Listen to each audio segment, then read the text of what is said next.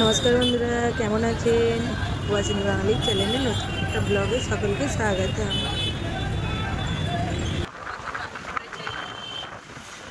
সন্ধ্যাবেলা আজ শুক্রবার ডিমার্ট বেরিয়েছি, ছেলেরা তো গেল না, ওদেরকে বললাম মনে করে, কিন্তু ওদের পড়া আছে আর সামনে পরীক্ষাও আছে, আবার কাল ড্রয়িং আছে, স্কুলে ড্রয়িং আছে, স্কুলে দুবার ড্রয়িং আছে, আবার তার সঙ্গে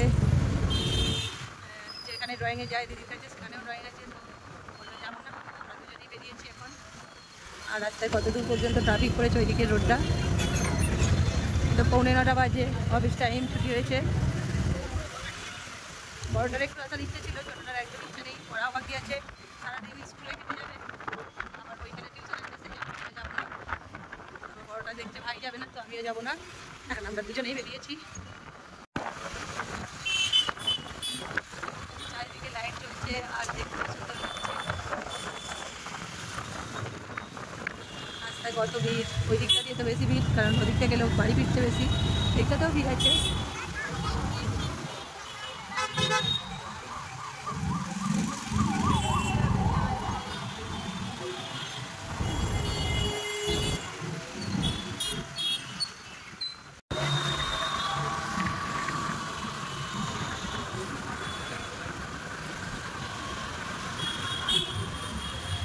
আমাদের বাড়ি থেকে ডিমার্ট আসতে বাইকে 5 থেকে 7 মিনিট টাইম লাগলেও ট্রাফিক করলে একটু বেশি লাগে, আর ট্রাফিকটা আমরা সেরকম পাইনি, এক জায়গাতেই একটুখানি দাঁড়িয়েছিলাম, বাকি ট্রাফিক সেরকম ছিল না।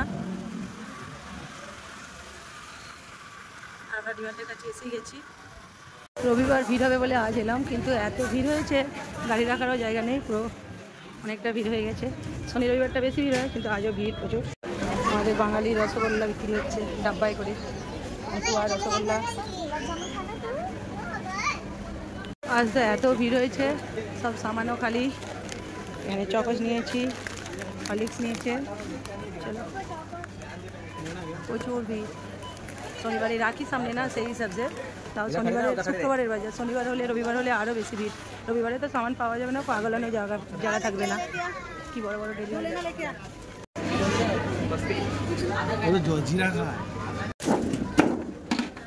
তেলের ট্রেন, যেটা না হলে চলবে না, ফরচুন সানরাইজ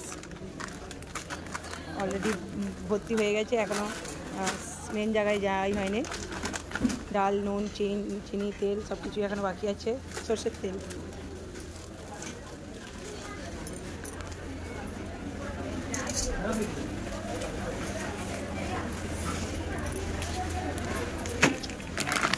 এক্সাম এলেই আলাদা আলাদা প্যাক দিতে হবে, এই জন্য দুটো প্যাক নেওয়া হয়েছে।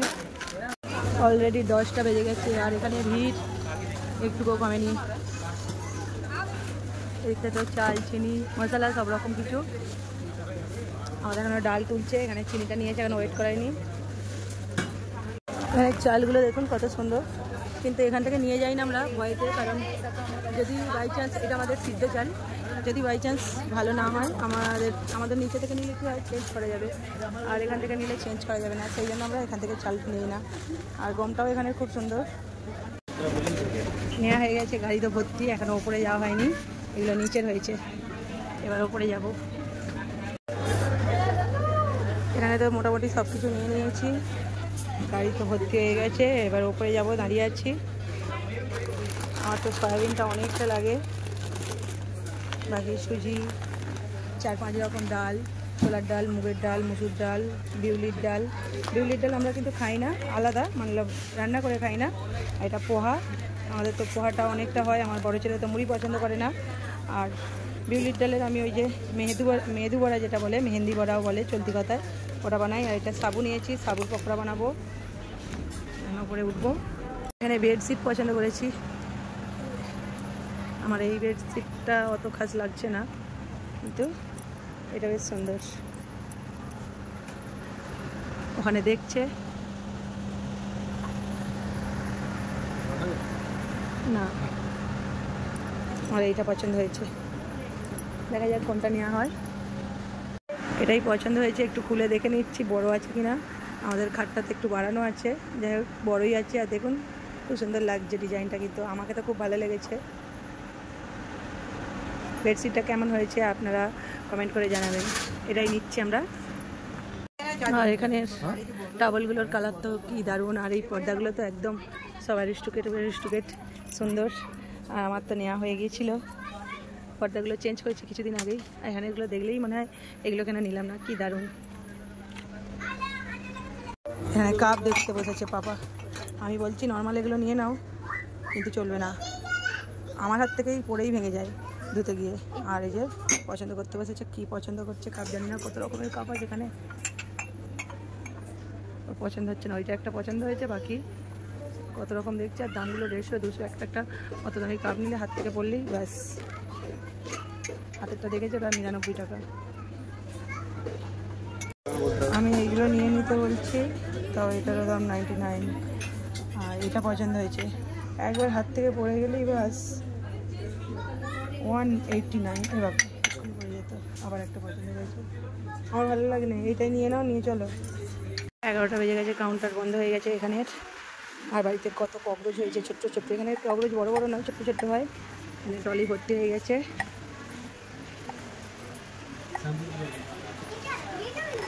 এই যে দুটো কাপ নিয়েছি, কেনাকাটি শেষ হচ্ছে না। এখানে সাবান নেওয়া হয়নি, বর্ষাকাল ছাতা। এখানে তো অন্ধকার করে দিয়েছে। আর আমাদের তো জামা প্যান্ট নেওয়ার আছে, ওদের পাপার এখান থেকেই জামা প্যান্ট নিয়ে যাই। আর এগুলো একটু ভালো হয়, এখানেরটাই পরে পরে অভ্যাস, এরকম প্যান্ট পরে। ননস্টিকের দুটো কড়া নিয়েছি, একটা ছোট্ট একটা বড়। এখানে কি দারুণ ঠাকুর পুজোর প্রসাদ, ভগবানকে যে প্রসাদ দেওয়ার প্লেট দুটো নিয়েছি। মার্কেটিং হয়ে গেছে পুরো, লাস্ট পর্যন্ত কমপ্লিট।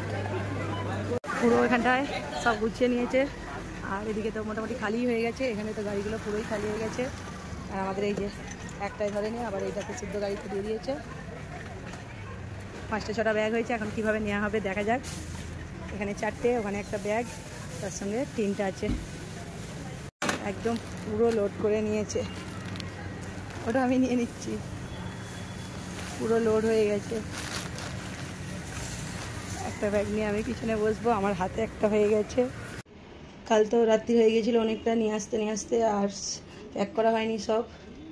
আর আজ সকালবেলা ছেলেরা ড্রয়িংয়ে গেছে। ড্রয়িং বলতে ড্রয়িং কম্পিটিশানে একটা আছে, তার থেকে সিলেক্ট করবে। দুটো ছেলেকেই ডেকেছে, আরও বাচ্চাদের নেবে, তার মধ্যে থেকে সিলেক্ট হবে। আর আমি তো ওদেরকে দুধ চকোস দিলাম সকালে, আর আমরা চা খেলাম। আর এখানে এই যে সামানগুলো ঢেলেছি, সব প্যাক করব। আর এমনিতেই সাফ সাফাই করলাম, যে এখানটা পরিষ্কার করলাম সব নাবিয়ে।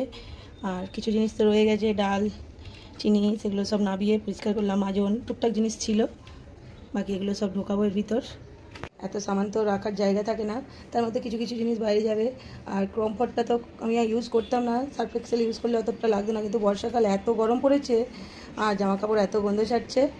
কমফর্ট এখান থেকে কিনছি, একটু দাম বেশি, ওখান থেকে নিলে একটু কম হয়ে যায়। আর এখান থেকে না এইসব এত সামান আমি একবারে নিয়ে চলে আসি।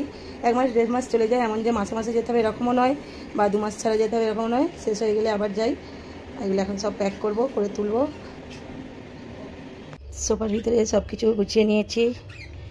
কিছু জিনিস বাথরুমে, শার্ট, তারপরে হচ্ছে কমফোর্ট, আরও জিনিস শ্যাম্পু, ওগুলো সব রেখে দিয়েছি। এখন এগুলো বাকি আছে। আজকে আমাদের দুপুরের খাবার পরোটা আর আলুর তরকারি, কারণ আজকে আমাদের গ্রামে কিছু একটা মনসা পুজো আছে, ভেড়াপালা বলে অনেকে, যাই হোক ওটা আছে মনসা পুজোটা, তাই আলুর তরকারি নিরামিষ আর তালের পরোটা আজকে দুপুরের খাবার। আজ তো আমাদের ঢেরা পাল্লা গেছে, আমাদের সকালে মানে শুকনো খেতে হয়, আর রাত্রিতে শাক খেতে হয়, তার সঙ্গে ভাত খেতে হয়, ভাতের সঙ্গে একটু শাক, মাছ, ডিম যাই হোক খাওয়া যায়।